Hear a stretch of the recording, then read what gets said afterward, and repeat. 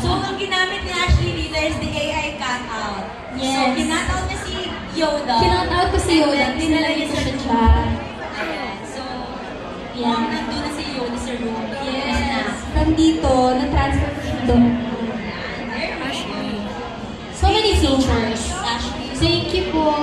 Lastly, saan ka nila pwedeng abangan? And you can also, anong masasabi mo lastly for the Honor 400 5G? Is it like using it daily? How easier to use the Honor phone? Ayan po, for the Honor 400 5G, I'm sure lahat naman tayo were always on our phone, social media. Sobrang laking tulong talaga ng Honor 500 kasi it makes my life easier. It's so easy to use. Alam ko yung mga ibang tao dyan nahihirapan pa sa mga Android phones or ang dami kasing kailangan. But with Honor, it's so easy to learn about it. So many good features.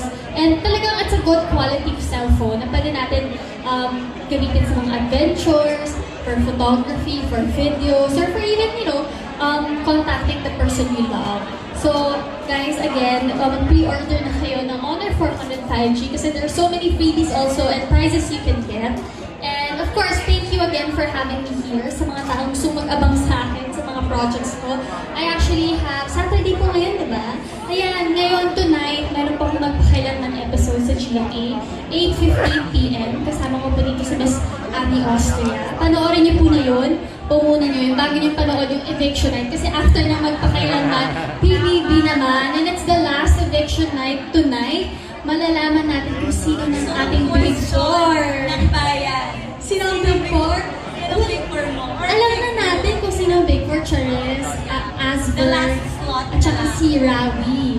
Last slot, so it's either Breca or Dos Bria. Actually, hindi ko kasi alam kung sino. Kasi yung twist ngayon, hindi votings. As in, you really have to earn your spot. So, through challenges. Actually, I love both of them, Dos Bria and Breca. Pero kung sino na lang, tiwala na lang kay Lord. Kung sino pasok sa kanila, then maybe they deserve it. If hindi, better things are waiting on the outside world. Yes, sabi mo by Breca.